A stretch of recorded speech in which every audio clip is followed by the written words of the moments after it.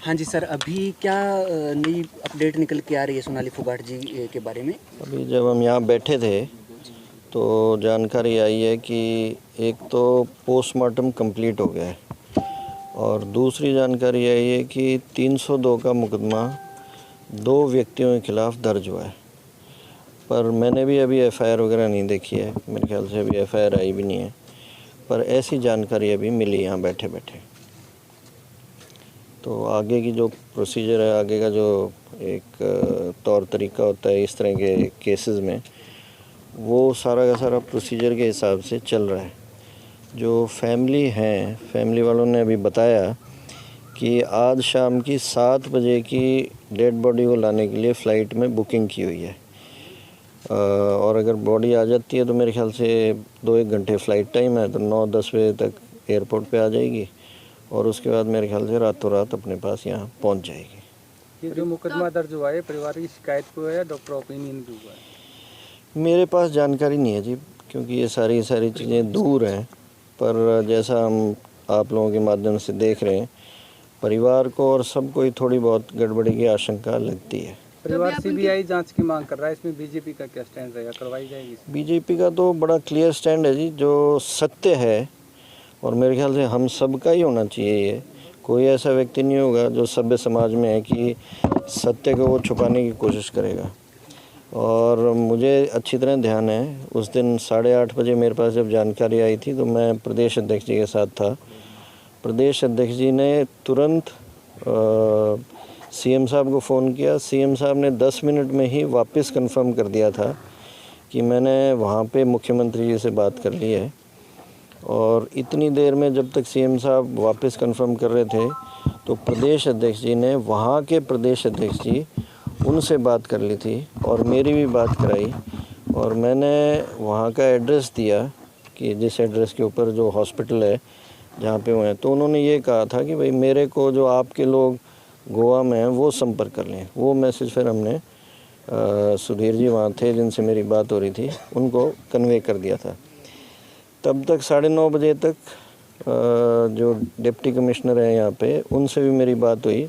उनने भी बताया कि जी हमारे पास भी सीएम साहब का मैसेज आ गया है और हम लोग भी यहाँ पे तैयार हैं और हमारी वहाँ के एडमिनिस्ट्रेशन से भी बात होगी है और चल रही है।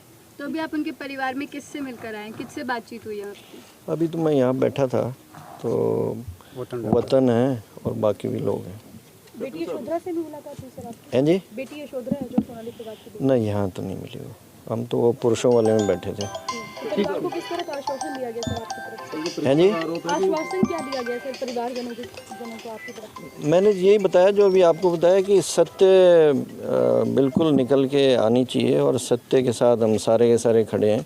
आज प्रदेश अध्यक्ष जी का भी बयान में देख रहा था, उन्होंने भी यही कहा है कि भाई बिल्कुल जो भी इसमें कार्रवाई होगी वो पूरी की पूरी हम चाहेंगे कि भाई सरकार करे, पर कई चीज़ें स्टेप बाय स्टेप होती हैं, क्योंकि क्या है, नहीं तो आपका केस वीक पड़ता है बाद में किसी स्टेज पे जाके, तो वो स्टेप्स अपने हिसाब से टाइम के हिसाब से ही लिए जाएंगे।